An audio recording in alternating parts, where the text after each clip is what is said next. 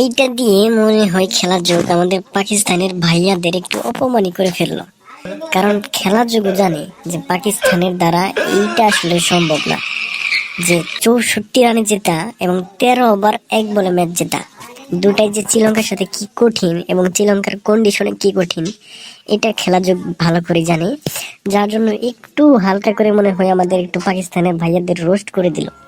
পাকিস্তান এক প্রকার বিশ্বকাপ থেকে বাদই পড়ে গেছে, কারণ তারা যদি এই ম্যাচে হারে তাহলে তো বাদই, যদিও জিতে তাহলে তাদের রান রেট কম থাকার কারণে তাদের জিততে হবে 64 রানে অথবা 13 ওভার 1 বলে।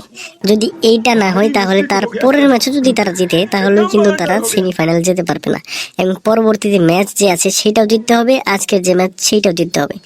দারুণ এক কঠিন সমীকরণে পড়ে গেছেন আমাদের পাকিস্তানি ব্রাদার্সগণ। আজকের ম্যাচের ভরসা হচ্ছে আমাদের king of the town, king Babar আজম।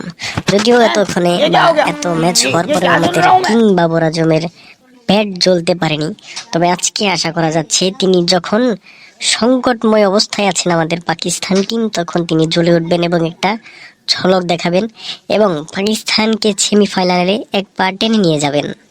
তাই পাকিস্তানের দর্শকদের উদ্দেশ্যে আমার একটাই কথা, আপনারা কোনো চিন্তা করবেন না, 13 ওভার 1 বল আমাদের জন্য যথেষ্ট এবং 64 রান আমাদের জন্য যথেষ্ট। যদি 100 রানও হতো তারপরেও আমরা জিতে যেতাম। আপনারা নিশ্চিন্তে আজকে খেলা দেখতে বসুন, কোনো চিন্তা করবেন না, আমরা আজকে ম্যাচটা জিতবো এবং সেমিফাইনালের জন্য এক পাও আগায় দিয়ে রাখবো, মানে আগাই বলতে উপরে না, মানে সামনে দিয়ে রাখবো, ভুল ভাববেন না।